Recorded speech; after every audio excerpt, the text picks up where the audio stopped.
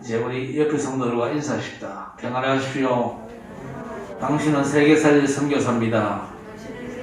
예, 집에서도 하세요. 다니엘서 12장에 보면요, 미래 시대가 어떻게 될 건지를 말씀하고 있거든요. 거기 보니까 마지막 때 사람들이 빨리 댕기고 지식이 많아진다고 그랬습니다. 지금 이 시대가 그런 시대잖아요. 빨리 댕기는 건 여러분 잘 알죠? 자동차도 있고, 그리고 기차도 있고, 비행기도 있고, 지금은 이제 막 로켓도 쏘아 올리는 그런 시대 아닙니까? 거기에다가 정보 홍수 시대를 맞았습니다. 정보들이 너무 많아가지고 혼란이 올 정도입니다. 그렇죠? 그리고 서로 반대되는 정보들도 넘쳐나고 있습니다. 예수님께서 너희가 세상의 소금이라 그랬는데 소금이 필요하고 중요하다 그 말 아닙니까? 그런데 한때 소금을 아주 많이 먹는 시대가 있었습니다. 호주머니에 가지고 다니면서 먹기도 했습니다. 그런데 요즘은요, 소금이 해롭다고 덜 먹는 추세잖아요. 도대체 어디에다 맞춰야 될지 헷갈리는 그런 시대가 되어버렸습니다. 우유도 비만의 원인이다. 그래서 유익하지 않다. 그런 얘기가 있었죠. 그래가지고 워낙 우유를 안 먹어가지고 우유 회사가 파산날 지경까지 갔는데 서울대 연구소에서 우유는 몸에 좋다. 특히 항암 효과가 있어가지고 암 예방 효과가 탁월하다. 그렇게 발표를 했지요. 양극단의 정보들이 많아가지고 어디에다가 맞춰야 될지 헷갈립니다. 이런 정보 홍수 시대를 우리가 살고 있음에도 불구하고 절대 진리에 대해서는요, 너무나 무지한 시대를 우리가 살아가고 있어요. 우리 하나님께서 시대마다 왜 망하는지를 말씀하셨는데 몰라가지고 망한다. 그렇게 말씀했습니다. 호세아 4장 6절에 지식이 없어 망한다 그랬거든요. 하나님의 백성들이 왜 망합니까? 망할 수 없는데 망하는 이유는요, 다른 거 없습니다. 영적인 지식이 없어가지고 망하는 거예요. 그래서 우리 성도들이 영안이 열려야 됩니다. 영적인 비밀을 잘 알아야 돼요. 노아 홍수 때는요, 세상이 많은데도 비가 내리기 직전까지도 몰랐다고 그랬습니다. 아주 헛똑똑이들이 살았지요. 소돔 고모라 사람들조차도 유황불이 내려가지고 망하는 그날까지도 몰랐다고 우리 주님이 직접 말씀하셨거든요. 이제 우리가 237 나라와 세계를 살리고 지역을 살릴 본격적인 시간표를 맞이했습니다. 이스라엘 백성들이 가나안 땅을 눈앞에 둔 오늘 하나님은 환난 당한 자를 도우라는 말씀을 주셨습니다. 환난 당한 자를 도우라. 이거는요, 전도하고 별개가 아니거든요. 저 미국은 역사가 짧습니다. 청교도들이 신앙의 자유를 찾아가지고 피신 가가지고 나라를 형성하고 기껏 역사가 400~500년밖에 안 돼요. 그런데 그 나라가 세계 살릴 비전을 가지고 선교사도 보내고 복음을 전하다 보니까 많은 사람을 돕는 나라가 됐습니다. 그 때문에 우리 하나님께서 미국을요, 세계 최강국으로 만들어 주신 겁니다. 오늘 어려운 사람을 도우라는 말씀인데, 그렇다고 성경은요, 구제를 말하는 책이 아닙니다. 요한복음 5장에서 예수께서 모든 성경은 영생에 관한 말씀이다. 영원한 생명에 관한 말씀이다. 전부 내게 대한 말씀이라고 그랬습니다. 자, 오늘 본문은요, 먼저 환난 만난 자에게 올바른 답을 주라는 겁니다. 그래서 이스라엘 보고 너희가 가나안 땅 가거든 너희만 잘 먹고 잘 살지 말고 언약의 백성 또 사람 살릴 전도자로 노예된 사람들을 이해를 하고 그 사람들을 살리고 용납하라고 말씀하고 있습니다. 성경은요, 모든 내용이 사실 중요하잖아요. 오늘 15절에 종이 그의 주인을 피하여 내게로 도망하거든 너는 그의 주인에게 돌려주지 말고 그랬습니다. 아니, 종이 주인을 피해 도망갔는데 그 종이 내게 왔다고 해서 안 돌려주고 보호를 해야 됩니까? 이 경우는요, 주인의 학대를 못 이겨가지고 도망간 경우를 말하거든요. 그래서 주인에게 종을 데려가게 하지 말고 보호해 주라는 겁니다. 여러분, 몇 주 전에 부주의로 사람을 죽였을 때도 사형시켜야 마땅하지만 억울한 면이 있기 때문에 어디로 도망가라고 그랬습니까? 도피성으로 도망가서 숨으라 안 그랬습니까? 여러분 오늘 말씀도 일종의 도피성으로 볼 수가 있는 겁니다. 회복할 기회를 주라 그 얘기죠. 그 당시 세상법은요, 도망간 노예는 무조건 죽여라 그거였습니다. 함무라비 법전은요 3600년 전의 법전인데 세상법의 기초가 되는 내용 아닙니까? 거기에도 보면요 노예가 도망을 가면요 죽이라고 말하고 있습니다.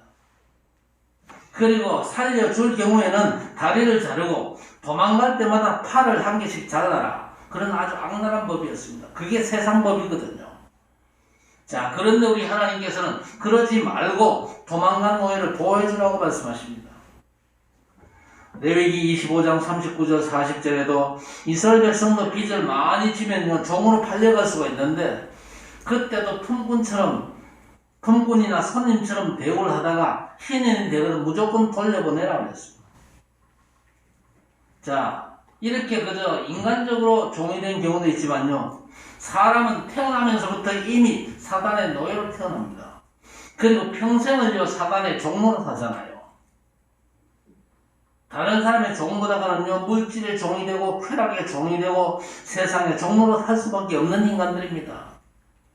이들에게 이제 참된 해결책을 알게 해주는 것이 전도자의 사명입니다. 오늘 16절에 노예가 살고 싶은 데 있다면 거기 살게 해주고 너희 집을 원하면 같이 살면서 하나님을 믿고 너희가 누리는 은혜를 맛볼 기회를 주고 하나님의 은혜를 나누게 하라는 겁니다. 불신자도 은혜 받을 기회를 주면요 하나님을 알 수 있는 기회가 되잖아요. 하나님의 소원이 뭡니까? 하나님의 소원은 모든 사람이 구원받기를 원하십니다. 그래서 우리가 사람을 돕는 일과 또 우리 성도 여러분이 그 일을 위해서 빛의 경제를 회복할 기회를 얻는 겁니다. 요한복음 8장 44절에 예수께서 직접 모든 인간이 마귀종이라 그렇게 진단하셨잖아요. 도리 없이 모든 인간들에게 창세기 3장 사건이 진행되고 있거든요. 사단에게 썩어가지고 세상 흐름을 쫓아갈 수밖에 없는 신분이 된 겁니다. 그리고 실제로 그를 다스리는 존재가 세상 임금마귀잖아요. 그래서 사람들이 우상 숭배할 수밖에 없는 겁니다. 그래서 하나님께서 문제를 해결하시려고 주신 약속이 뭡니까? 하나님이 직접 오셔가지고 해결하시겠다. 그 주인공이 메시아 언약 아닙니까?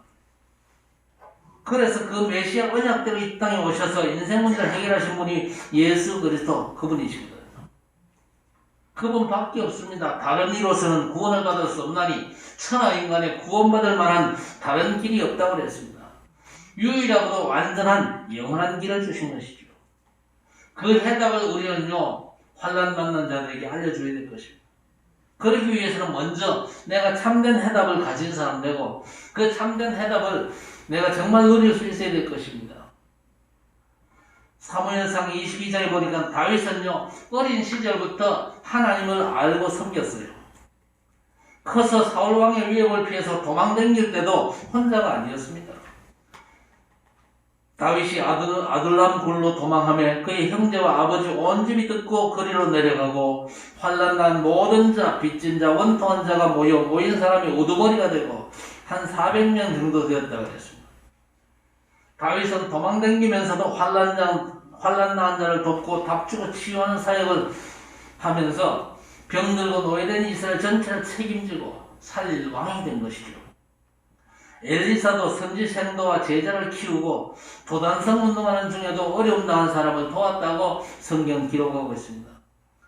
열왕기 하 4장에 보니까 선지 생도가 몸이 아파 죽어가지고 그 가족들이 어렵게 되었어요.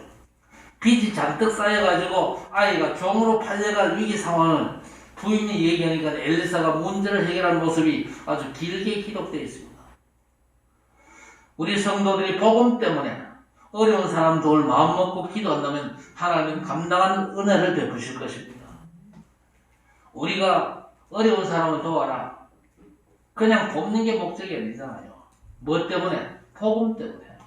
복음으로 답 주고 저 사람을 살리고 저 사람을 하나님이 쓰실 사람으로 만들어가기 위해서 우리가 도와야 되는 것입니다. 그래서 베드로전서 3장 15절 16절에도 너희 마음에 그리스도를 주로 삼아 거룩하게 하고 너희 속에 있는 소망이 만한 이를 묻는 자에게는 대답할 것을 항상 준비하라 그랬습니다. 자, 그런데 사람을 살리고 돕는 일은요, 우리 힘으로는 제대로 할 수 없거든요. 오직 하나님의 능력의 역사로 감당할 수가 있는 것입니다. 우선 여러분이 연약한 자를 도울 수 있는 힘 있는 사람 되시기를 바랍니다. 오늘 19절에 내가 형제에게 구워주거든 이자를 받지 말지니 곧 돈의 이자, 식물의 이자, 이자를 낼 만한 모든 것의 이자를 받지 말 것이라고 그랬습니다. 이자 받지 말라고 그랬는데 무조건 받지 말라는 얘기를 잘못되면 안 되지요. 왜? 현실이 안 그렇잖아요. 은행 돈을 쓰고 이자 안 갚으면요, 차압 들어오게 되어 있습니다. 어떤 교인이 작정하고 성경 구절을 딱 마음에 딱 새겨놓고는요, 돈 빌려가지고 쓰고는 이자를 안 갚았어요. 왜 이자 안 갚습니까? 그랬더니 성경을 봐라 그러면서 오늘 본문을 들이대는 겁니다. 이자를 받지 말라고 그랬다. 그런 식으로 이자를 거부하는 아주 악질도 있는데 그런 식으로 성경을 잘못 적용하면 안 되지요. 하나님께서 다른 사람 도와주고 빌려줄 수 있는 복을 주시겠다는 겁니다. 이자 안 받고도 다른 사람 도와줄 수 있을 만큼 여러분이 하나님의 축복받게 되시기를 바랍니다. 신명기 28장 12절에 분명한 약속이 있거든요. 내가 너희에게 다른 사람에게 구워줄 수 있는 복을 주고 꾸지 않게 해주겠다 그랬습니다. 다른 사람을 돕고 빌려줄 수 있는 복의 사람들에게 하겠다는 겁니다. 진짜 복이 뭡니까? 도울 힘을 가진 것을 말하는 거죠. 다른 사람을 얼마든지 도울 수 있는 힘을 우리 성도들이 갖추게 되시기를 바랍니다. 여기서 이자 받지 말라, 이 사람은 누굽니까? 절대 빈곤자를 말하는 겁니다. 때거리가 없어가지고 가족이 굶잖아요. 그래서 쌀 한 대박을 빌리는데 그 이자 받지 말고 주라는 겁니다. 안 받을 수도 있다는 생각을 하고 주라는 거죠. 사업하는 사람은 이자를 주고 받아야 됩니다. 그렇지요? 그래서 누가복음 19장 23절에 예수께서 문화비유를 들면서 한 문화 받은 사람이 아무것도 안 하고 그냥 한 문화만 돌려주니까 책망하셨습니다. 아니, 장사하기 싫거든 은행이라도 맡겨가지고 이자라도 받아줘야 될 거 아니냐. 자, 그런데 이 본문의 말씀은 단순히 그런 이자를 주고받지 말라 그 정도 얘기가 아닙니다. 우리 인간이 하나님을 떠나면요, 아주 무능한 상태에 빠지잖아요. 미자비 상태에 빠져가지고 영적인 거지가 되는 겁니다. 그런 사람을 제대로 도와가지고 결국은 자립할 수 있는 하나님 응답받을 사람으로 만들라 그 말입니다. 하나님은 저와 여러분을요, 다른 사람을 복되게 하는 사람으로 부르셨거든요. 이게 전도자의 최고의 미션입니다. 그래서 창세기 12장 1절에 3절 보니까 아브라함을 부르실 때 어느 정도로 복을 주셨습니까? 모든 민족을 복받도록 하기 위해서 복에 근원되게 하시겠다. 그렇게 약속하셨거든요. 먹고 사는 건 기본이고 다른 사람 복까지 여러분 상태를 보고 주실 것입니다. 하나님이 주시기 때문에 여러분도 당연히 줘야 될 것입니다. 마태복음 10장 8절에서 거저 받았으니 거저 주라 그렇게 말씀했습니다. 일단 여러분의 수입에 다른 사람 몫이 포함된 걸 인정하셔야 됩니다. 그게 성경입니다. 아니, 내가 벌었는데 내 마음대로 써야지. 아니요, 그거 틀린 생각입니다. 하나님의 생각과 전혀 안 맞는 생각이요. 하나님이 내게 수입을 주셔도 내게는요, 교회를 섬기는 것과 또 다른 사람을 도울 것들이 포함되어 가지고 하나님께서 내게 주신 거예요. 그걸 인정을 일단 하셔야 됩니다. 그리고 나름대로 나도 좋은 일 하는데 그런 분들은요, 가능하면 이제는요, 교회에다 하시기를 바랍니다. 교회가 재앙지대를 구체적으로 살려야 됩니다. 그 일을 위해서 헌신하는 거죠. 여유 있을 때는 하지, 그러면요, 죽을 때까지 못 하거든요. 자꾸 내가 쓸 항목만 늘어나고 가치 없는 일에 쓰는 경우가 많아집니다. 정말 우리 성도들이 하나님 주신 거 가지고 다른 사람 살리는 사역을 제대로 하겠다 결단한다면요, 오늘 20절에 하나님이 채우시고 복 주시겠다 약속했습니다. 여러분 이삭을 알지 않습니까? 하나님께서 아버지 아브라함에게 복 주시는 거죠. 어릴 적부터 이삭은 봐왔습니다. 그래서 이삭은 그냥 농사를 짓지 않고 하나님께서 사람 살리는 필요 경제를 주신다는 걸 알았어요. 그런데 창세기 16장에 두 부자의 땅이 전혀 없었어요.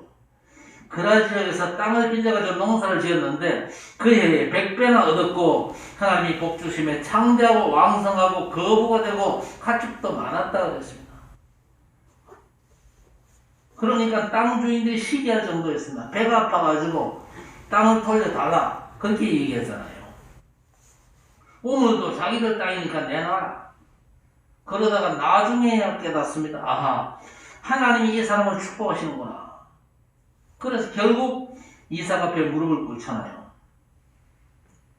창세기 21장 22절에 아브라함도 똑같은 응답을 받습니다. 처음에는 응답받는 아브라함을 이 사람들이 배아파했잖아요. 그러다가 결국에는요, 여호와께서 너와 함께 하시면 우리가 분명히 보았다 고백을 했거든요. 아무리 빈손 같은 처지를 할지라도 많은 사람 살리기 위한 목적 때문에 하나님께서 저와 여러분을 부르신 줄 믿습니다.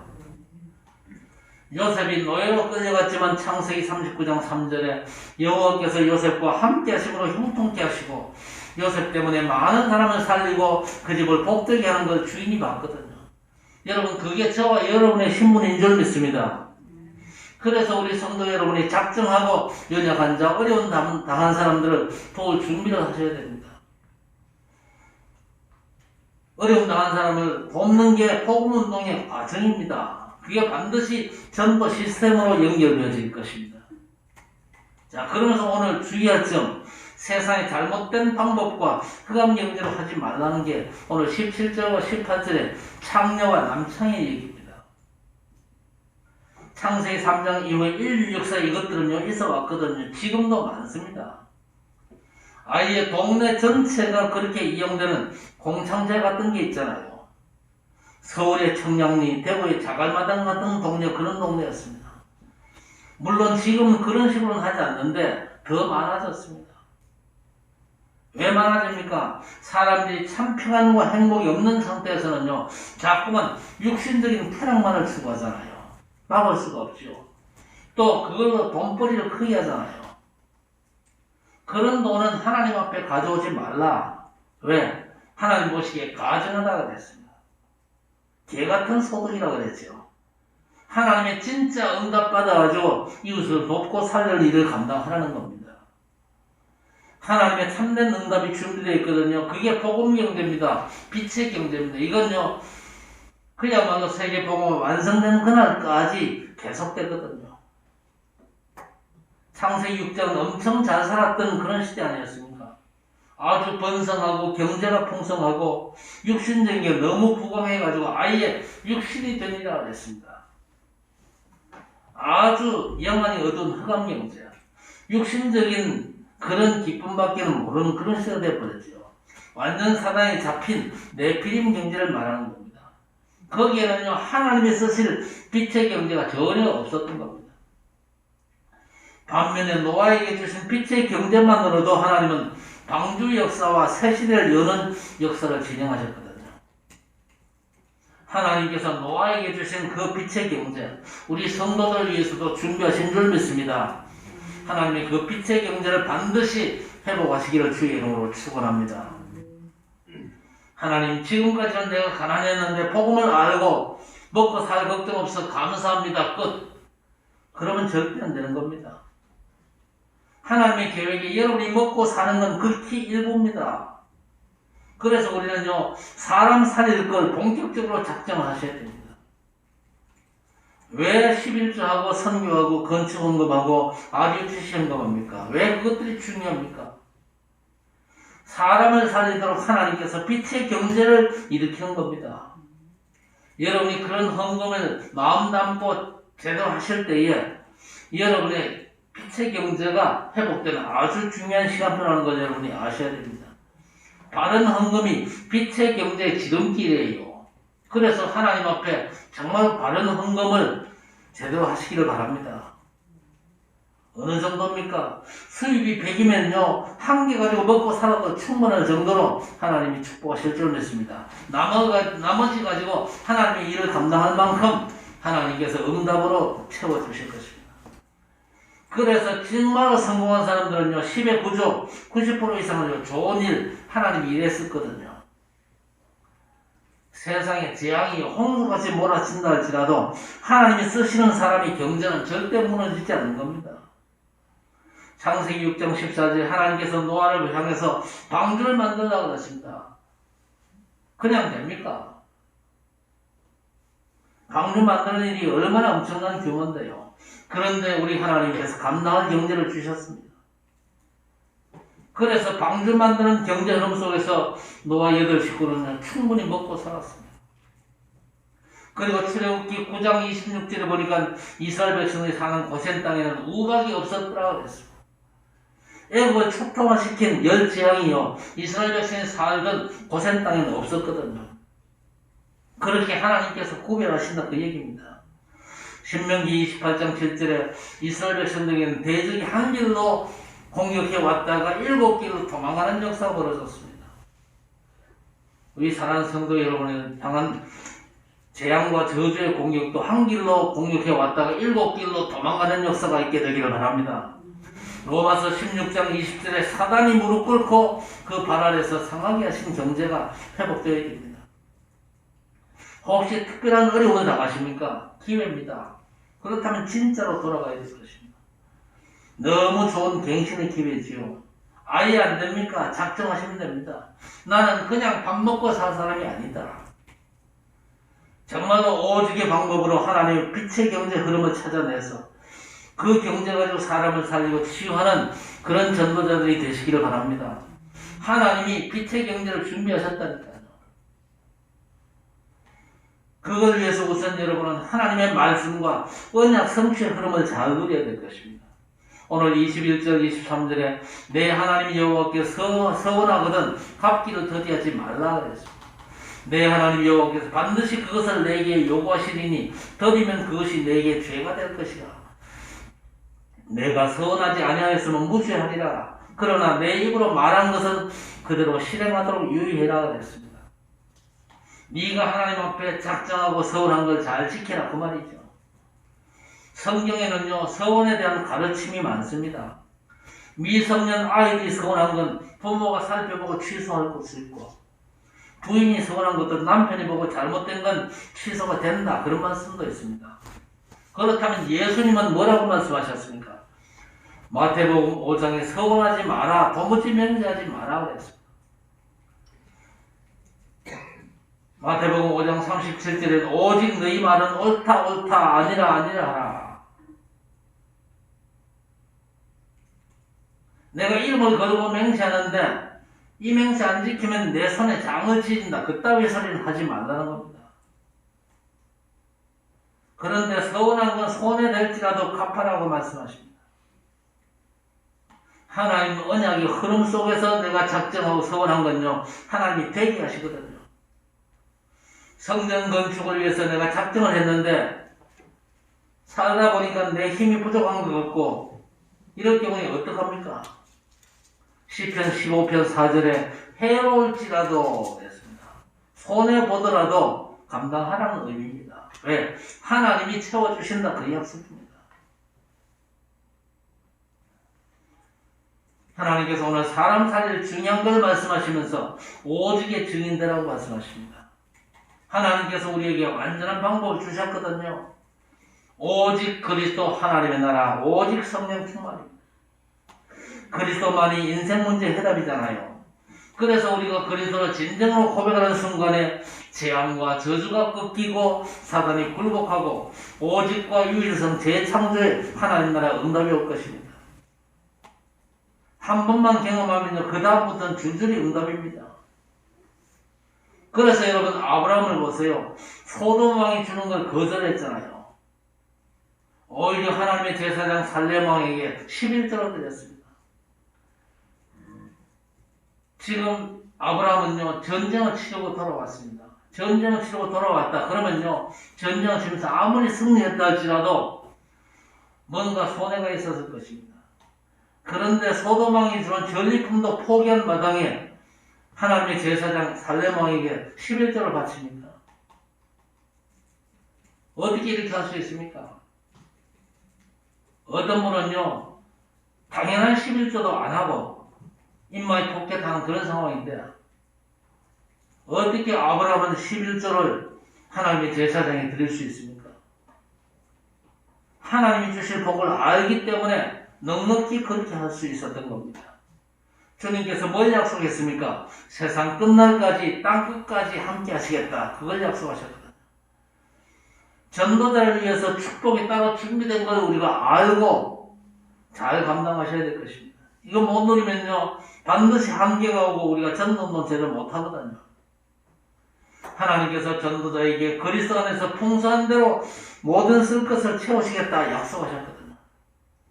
바울은 감옥에서 내게 능력 주시는 자 안에서 내가 모든 것을 할 수 있다고 고백을 했습니다. 고린도서 8장의 핍박과 기근과 어려운 환경, 환난의 많은 시험 가운데서 넘치는 기쁨과 믿음이 있었고 극심한 가난에도 풍성한 연보를 넘치게 하게 하셨다고 했습니다. 오늘 가나안 갈 이스라엘 백성들에게 주신 약속입니다.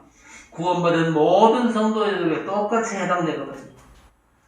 여러분을 모든 사람 살리고 도울 복받은 사람으로 하나님께서 부르신 줄로 믿습니다.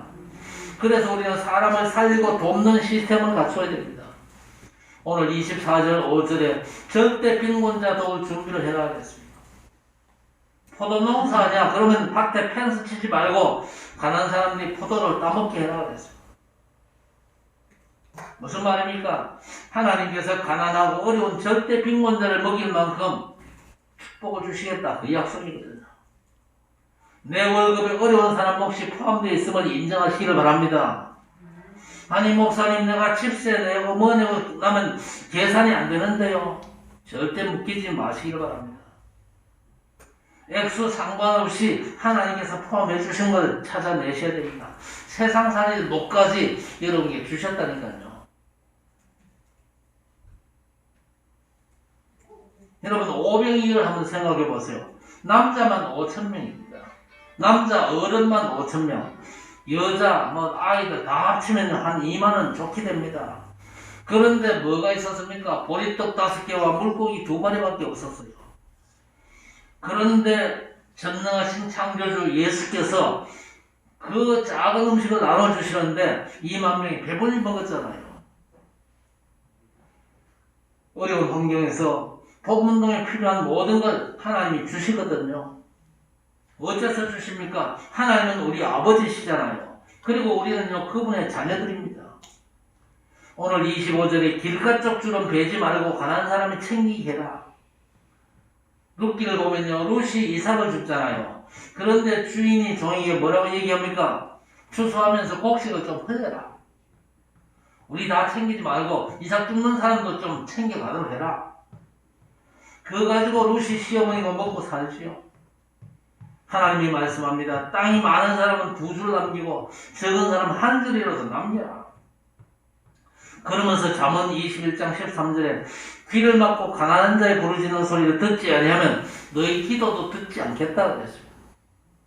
이제 우리가 해야 될 일이 복음 때문에 불행한 사람들, 그야말로 환난 만난 자를 우리가 도와야 될 것입니다. 그 도울 목들을 하나님께서 우리에게 주셨거든요. 많은 거 가지고 도와라 그게 아니잖아요. 적은 거 가지고도 그런 사람들 제대로 도와라고. 신명기 15장 10절에서 11절 가난한 자 공평한 자를 도우라 그랬습니다. 헌금 때문에 못한다 그런 소리도 하지 말라는 겁니다. 마가복음 7장 유대인들이 이상한 제도를 만들었습니다. 헌금하다 보니까 부모 봉양할 돈이 없다는데 그런 소리 하지 말라고 말씀합니다. 그래서 우리는 내 삶에서 사람 살릴 시스템을 반드시 만들어야 될 것입니다. 복음운동은 그냥 하는 게 아닙니다. 하나님은 복음운동 경제를 회복하기를 원하시거든요. 환난 만나 가난한 사람은 항상 너희와 함께 있다고 말씀합니다. 특히 사단 마귀에게 노예된 사람을 살리는 전도자라는 사실을 절대 잊지 마시기를 바랍니다. 영적인 문제, 재앙과 우상 문제 해결하는 전도자로 살아야 되고 이제 구체적인 시간표가 왔거든요. 가나안 땅이 이스라엘 백성들 눈앞인 것처럼 우리 앞에 이제 복음 운동의 구체적인 시간표가 와 있거든요. 코로나 시대지만요, 전도자로 사람 살리는 일들이 구체적으로 시작되어지기를 주의 이름으로 축복합니다. 당장 우리 성도들이 RUTC 헌금을 하는데 그 헌금이 렘들 위해서 제대로 사용될 수 있도록 우리 재정부는요, 계획 세우고 실행을 하셔야 됩니다. 우리 렘넌트 가슴에 너무나 귀한 이름 예수가 모든 문제 해결자 그리스도이심이 확인되고 세월이 갈수록 주의 손이 함께하고 하나님의 은혜가 보여지는 전도자로 세워지도록 키워내야 될 것입니다. 많은 돈을 렘넌트를 위해서 쓴다. 그것도 필요하지만요, 작은 돈이 우리 렘넌트를 위해서 제대로 쓰여질 때에 하나님이 기뻐하시고 우리 성도 여러분의 경제를 회복시켜 주시거든요. 복음은 모든 문제의 해답입니다. 바울 사도가 내가 복음을 부끄러워하지 않는다고 고백을 했거든요. 왜냐? 복음의 맛을 보니까. 그렇지요? 바울이 돈이 많아요. 얼마나 많겠습니까? 그런데 복음을 제대로 누리고 복음을 위해서 제대로 살다 보니까요, 하나님께서 복음이 모든 것임을 깨닫게 하셨거든. 우리 모든 성도의 그런 정말 벅찬 가슴을, 전도자의 가슴을 가지고 우리 옆에 환난 만난 자를 돕고 살리면서 전도할 수 있는 아주 힘있는 전도자들 되시기를 우리 주의 이름으로 간절히 축원합니다. 하나님 아버지 감사합니다.